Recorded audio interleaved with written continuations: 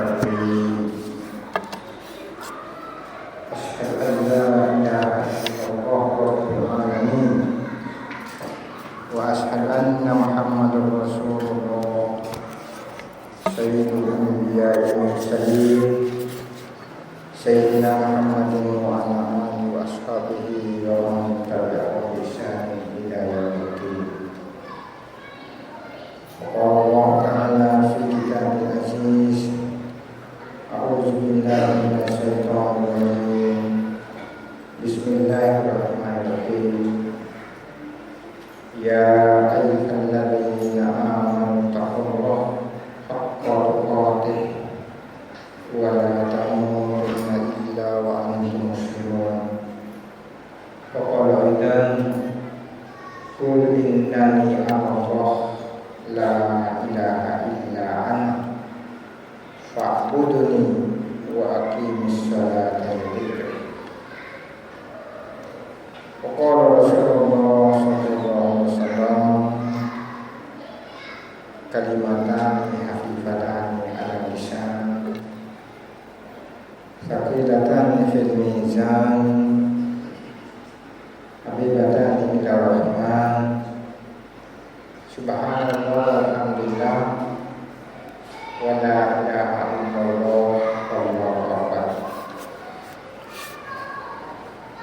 Kaum muslimin sidang jemaah-jemaah yang insyaallah dimuliakan Allah Subhanahu wa taala dan yang kami hormati, selaku khatib mengingatkan kepada kita semua sekaligus mengajak kepada kita untuk senantiasa mengucapkan alhamdulillah rabbil alamin dan berselawat kepada Rasulullah sallallahu alaihi wasallam sebanyak-banyaknya sesuai dengan kemampuan kita masing-masing.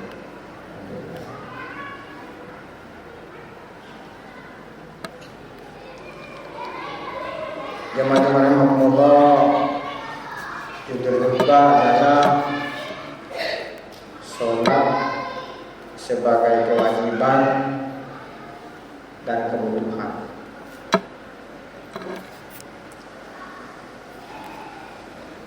Orang yang melaksanakan sholat atau mendirikan sholat dalam rangka menyembah Allah Subhanahu wa taala, minimal ada 3 kelompok. Kelompok yang pertama, kelompok awam, umum.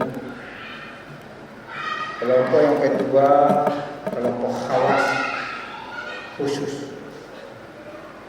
Kelompok yang ketiga adalah khasul khawas, khususnya khusus. Yang umum itu adalah orang yang melaksanakan sholat hanya sekedar menggugurkan kewajiban. Melaksanakan sholat wajib 5 kali sehari semalam, tidak melaksanakan sholat sunat atau amalan lain, dan terkadang mereka itu melakukan dosa. Karena itu dia memahami bahwa sholat itu nanti di masjid, musola atau langgar atau di atas sajadah. Itu orang awam. Kalau kita mencoba menilai, di Indonesia lebih banyak kelompok itu. Apa buktinya? Jemaah-jemaah rahimahumullah, memang kita mayoritas atau kebanyakan yang melanggar itu muslim, yang korupsi muslim, yang dipenjara muslim, yang begal juga muslim, atau umumnya yang melakukan maksiat. Pertanyaannya, kalau yang bukan muslim lebih parah lagi. Kenapa? Karena sholatnya tadi tidak bisa dikaitkan dengan sholat dan perbuatan di luar sholat.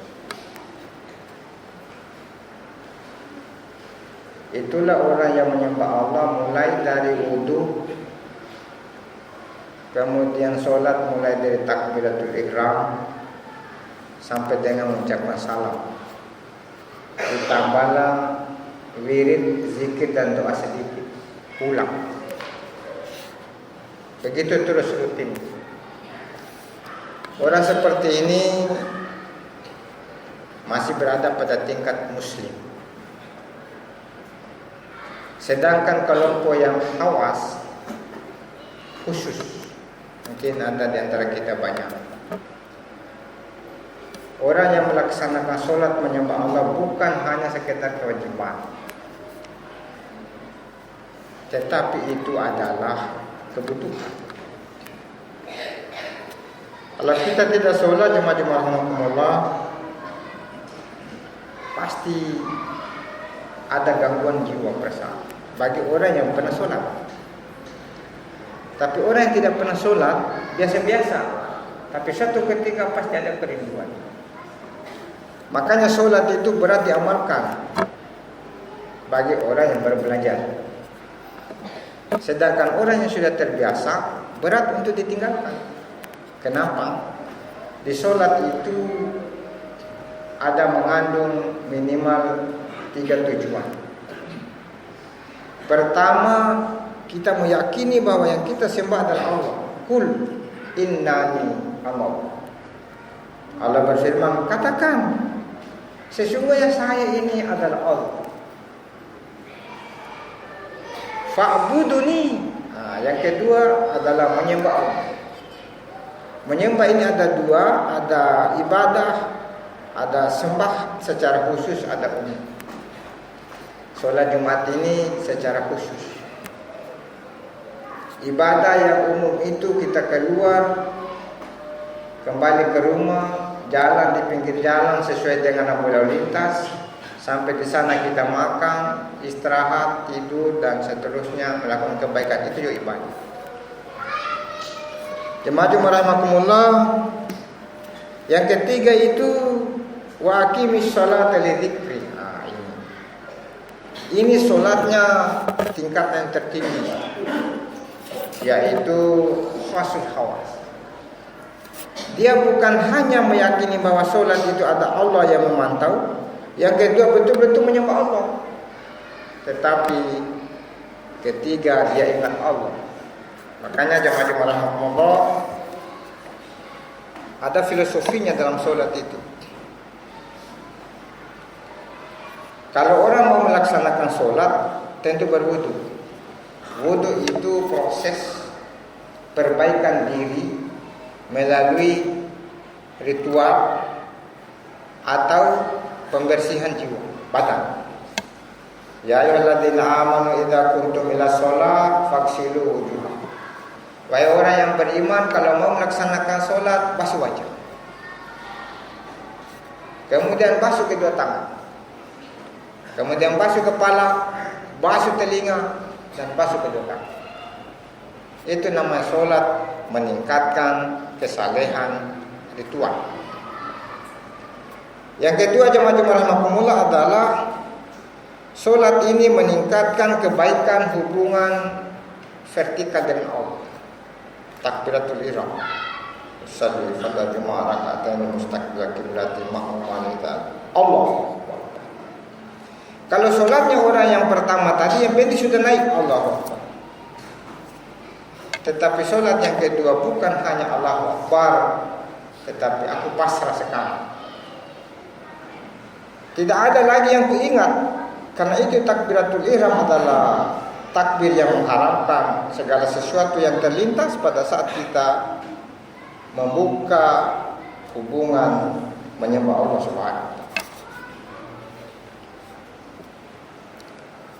Setelah takbiratul ihram, kita membaca doa iftitah. Orang yang biasa baca lewat saja, Allahu akbar kabira walhamdulillahi katsira wa subhanallah seterusnya. Pada saat inna sholati wa nusuki wa mahyaya wa mamati lillahi rabbil alamin. Sesungguhnya sholatku, dharma baktiku, hidup dan matiku, semuanya karena Allah. Makanya pada saat itu konsentrasi. Kita ini sementara berjanji di hadapan Allah. Jemaah-jemaah rahimakumullah, setelah itu kita baca surat Al-Fatihah. Karena namanya kita manusia biasa naik turun, terkadang berpikir yang lain, terkadang konsentrasi. Minimal itu dipusatkan pada satu bacaan. Iyyaka na'budu wa iyyaka nasta'in. Kepadamu wahai Allah aku menyembah, dan kepadamu aku memohon. Kemudian tempat lagi kita berdoa kepada Allah Subhanahu wa taala. Rabbighfirli warhamni wazburni warfa'ni warzuqni wahdini wa'afini wa'fu. Yang artinya itu adalah Rabbighfirli, Tuhan ampuni dosa. Warhamni, kasihanilah aku. Makanya baca pelan-pelan. Kemudian wasburni, berilah aku kebenaran. Angkatlah derajatku. Berilah rezekiku. Berilah petunjuk. Wa'afini wa'afu ani, berilah kesehatan dan maafkan aku. Di situ. Tapi orang tidak sadar, langsung baca Rabbighfirli warhamni wazburni warfa'ni wahdini. Cepat sekali bacanya. Itu solatnya orang biasa. Tetapi solat yang orang luar biasa adalah dia pelan-pelan Rabbighfirli. Di mana warhamni.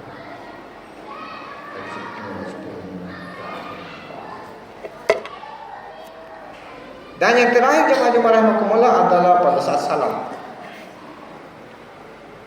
Sebelum salam ada satu. Waktu kita membuka hubungan dialog.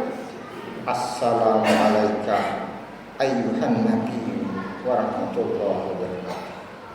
Assalamualaikum wa rahmatullahi wa barakatuh. Sepertinya kita untuk mengatakan begitu langsung Allah menjawab. Itu sebenarnya jemaah rahimakumullah, bacaan itulah yang dibaca oleh Rasulullah SAW Muhammad ketika beliau pada saat menerima sholat di Baitul Maqdis. Itu saling memberikan suatu pernyataan. Allah berfirman di situ, Assalamualaikum ayyuhan nabi wa rahmatullahi. Rasulullah menjawab, Assalamu alaina wa ala ibadillahi sholihin.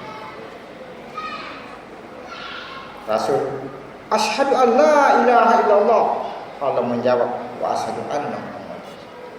Ya rahimakumullah, makanya ada sholatnya orang beragam.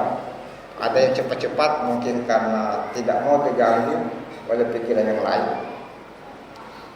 Dan ada juga yang pelan-pelan itu sebenarnya dia memaknai apa bacaan. Dan insya Allah orang yang melaksanakan sholat itu sadar bahwa sholat ini meningkatkan hubungan vertikal dengan Allah dan pasti berakhir dengan damai.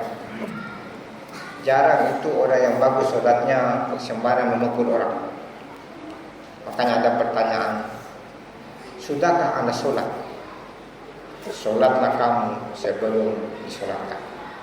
Jemaah rahimakumullah, kemudian di dalam sholat itu ada nilai sosial. Kita masuk itu ada hak orang lain. Assalamualaikum warahmatullahi ke kanan, sebarkan damai. Dan di tempat lain juga di sisi lain bahwa dalam sholat itu ada namanya sholat berjamaah, rapat dan luruskan saf. Rapat dan luruskan saf yang dimaksud adalah harus sama-sama menghadap Allah. Tidak ada yang membedakan antara satu dengan lain. Maka rapat yang dimaksud sentuhkan. Mungkin siku dengan kaki sentuh, maksudnya pada hakikatnya aku bagian darimu dan engkau juga bagian dariku. Tidak ada itu di masjid, engkau bupati, aku rakyat jelata, engkau PNS, aku adalah budak. Tidak ada. Yang ada adalah sama-sama. Dan yang terakhir jemaah rahimakumullah, ternyata dalam sholat ini bukan hanya untuk kebaikan ritual pribadi dan bukan hanya kebaikan untuk diri, bukan juga hanya kebaikan untuk sesama manusia, bukan untuk meningkatkan kebaikan dengan Allah Subhanahu wa taala, tapi masih ada satu. Salat itu meningkatkan kebaikan hubungan dengan seluruh makhluk Allah. Jemaah rahimakumullah, memang pada dasarnya kita melihat ada orang bagus salatnya, tetapi dia kurang penyayang terhadap makhluk lain. Ada orang yang bagus sholatnya, di depan rumahnya lantas. Pertanyaan, sudahkah kamu sholat? Padahal kalau dilihat penampilannya, maaf, pakai yang seperti orang Arab, pakai tasbih. Ternyata dia tidak menjaga kebersihan. Yang kedua, ternyata dia sangat tertutup dan tidak gampang berikan senyum kepada sesama. Apalagi makhluk lain. Setiap kucing yang lewat dia lempar. Setiap ada ayam yang lewat dia lempar karena takut dia buang kotoran di depan rumahnya. Padahal kalau orang filsafat mengatakan kucing yang lewat atau yang buang kotoran di depan rumah, atau ayam misalnya, atau dedaunan yang rontok di depan rumah, lantas kita bersihkan, mereka hadir untuk mengajak kita menambah amal di sisi Allah Subhanahu wa taala. Barakallahu li wa lakum fil Qur'anil azim wa nafa'ana wa iyyakum min ayatil hakim. Taqabbal minni wa minkum tilawatahu innahu huwal ghafurur